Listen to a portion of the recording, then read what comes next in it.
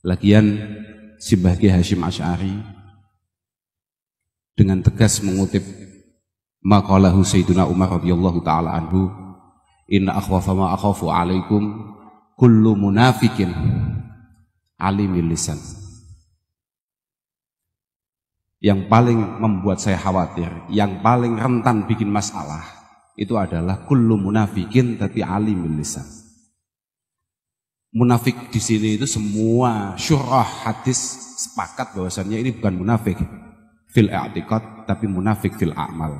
Saya ya tetap optimis kalau masalah i'tiqad insyaallah kula niki selamat. Tapi nek babagan amaliyah lagi.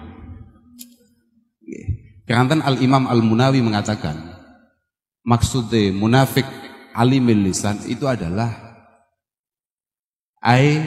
kasiri ilmi lisan tapi jahilil qalbi wal amal. Kasiri ilmi lisan jahilil qalbi wal amal. Dia pandai, dia cakap mengolah kata, cuman sama sekali enggak keluar dari hatinya. Padahal syarat dai, ngapunten nggih. Niku adalah kullu ma kharaja minal jadri waqa'a fil jadr. Sampean sebagai dai, sampean sebagai duat, sampean harus mengeluarkan apapun itu dari hatimu.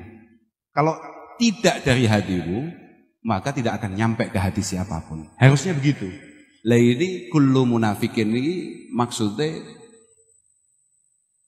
kasiri ilmi lisan tapi jahilil qalbi wal amal. Apalagi amaliyah. Wong saya ini oleh Gus Fahim dicap awakmu iki kakean ilmu kurang amal. Jadi kalau bapak saya itu semboyannya adalah ilmiah amaliyah, amaliyah ilmiah. Kalau saya ini ilmiah bila amaliyah. Nah ini masalah. Kemudian saya dipanggil. Yang paling bahaya Bang Gaji. Gaji ini kan juga termasuk lumayan kasir lisannya. Di situ dikatakan, saya masih ingat itu. Saya masih ingat redaksinya.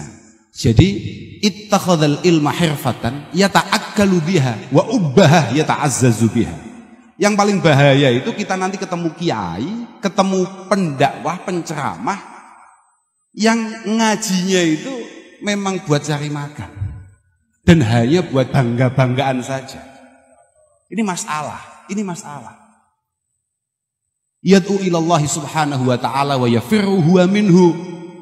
Setiap hari keluar dari mulutnya ajaan pada Allah Subhanahu wa taala tapi wa yafirru huwa minallah wa yafirru huwa minhu ta'ala. Cuman dia sendiri itu pelari. Dia ini pelari dari Allah Subhanahu wa taala. Itu satu yang membuat saya jelas selalu menjawab saya tidak siap Kiai dipanggil ke PBNU. Kedua,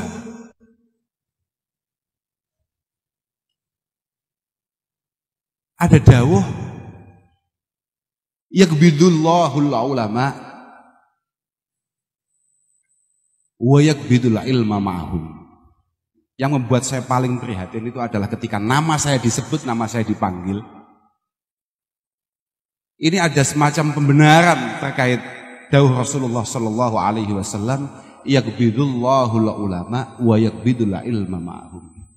Banyak sekali ulama-ulama mu'tabarah yang diambil oleh Allah Subhanahu wa taala, yang dipanggil oleh Allah Subhanahu wa taala, dan secara otomatis keilmuannya juga diambil. Fatan syau ahdasun yanzu ba'dhum ala ba'd nazwal air. Kemudian muncul tokoh-tokoh muda, nggih. Lah niki masalah nih. Lho saya studi iki tenanan nih. Niki tenanan iki kitab, Pak. Iki kitab iki gak ngarang aku. Fatan syau ahdasun yanzu ba'dhum ala ba'd nazwal air. Akan muncul tokoh-tokoh muda yang omongannya, ajakannya itu malah membuat masyarakat umat bebenturan. Hal ini kita gak paham apa-apa. Supaya awakmu itu gak balik maneh, supaya kamu nanti tidak ada niatan untuk kembali ngundang orang-orang yang masih dihitung muda, paham gak? Ini penting. Aku mikir ngawur. Aku mikir tenan nih supaya aku bisa ngetok niki. Saya harus punya dalil kenapa saya kok menolak, itu harus punya. Karena kita ini santri, kita ini orang Islam, dalam setiap langkah kita harus ada dalil. Termasuk menolak ini harus ada dalil gitu loh. Saya khawatir, saya itu masuk di kategori itu, ahdasun.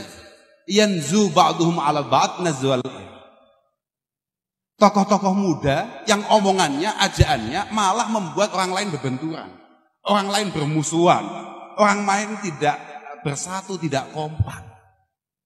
Sangat provokatif. Dan yang paling membahayakan adalah wa yakunu syekh fihim mustad'afa. Ini penting ini Pak. Wa yakunu syekh fihim mustad'afa. Dan ketika era itu ada, para sesepuh itu kemudian dianggap tidak mu'tabar. Sesepuh itu dianggap tidak menjadi penting. Nah ini masalah. Masalah. Saya masih ingat apa yang disampaikan oleh Kiai Mustafa Bisri beberapa kali, beberapa kesempatan mengatakan. Kalau kiai betul itu sebetulnya nggak begitu banyak dalil. Betul, kayak awan tanya duduk kiai, kudun dalil Pak. Kebenaran. Kebenaran. Kudun dalil. Kalau kiai betul nggak kakean dalil. Karena apa? Karena kiai-kiai itu dalilnya sudah tidak lagi di otak dan mulutnya, tapi sudah ada di hati dan perilakunya. Itu kiai. Itu kiai. Lah kalau kayak kita ini, ya gimana ya Pak? Masya Allah, abad loh Pak jadi kiai nih. Jadi guru nih kok abad, jadi kiai itu abad. Saya juga nggak ngerti, follower-follower itu pada akhirnya akan mengikuti yang di followeri apa enggak, saya nggak ngerti. Kalau sampai itu terjadi masalah, mengapa kita ini sangat penting untuk bersolawat kepada Rasulullah Sallallahu Alaihi Wasallam? Jelas dalam kitab I'anah dikatakan itu sebagai wujud rasa syukur kita, mengingat Allah Subhanahu Wa Taala mengatakan laulaka ma khalaqtul aflak. Ada yang mengatakan laulaka lama khalaqtul aflak. Kalau tidak ada Rasulullah Shallallahu Alaihi Wasallam, niscaya kalian semua tidak akan pernah tercipta. Niki. Kemudian kita disuruh solawat. Solawat itu butuh sakakian dalil, butuh tua dalil apa mana untuk mengatasi macam-macam. Pokoknya anggar awake dhewe istiqomah, mantep, yakin dengan solawat selesai. Lawang bahkan Nabi kadung dawuh, aksiru as-shalah aliyya fa innaha tahullu al-uqad wa tufarijul qura. Sudahlah, kamu banyak solawat kepadaku. Semua masalah akan selesai. Makanya saya tidak heran ketika Simbah Yai Munif Giri Kusumo mengatakan, jangankan kamu gak laku, jangankan kamu punya hutang, jangankan kamu punya masalah-masalah. Hutang kamu sebenarnya sebesar gunung kidul saja. Pokok awakmu iki istiqomah mantep bisolah ala Nabi Sallallahu Alaihi Wasallam selesai. Sing dadi masalah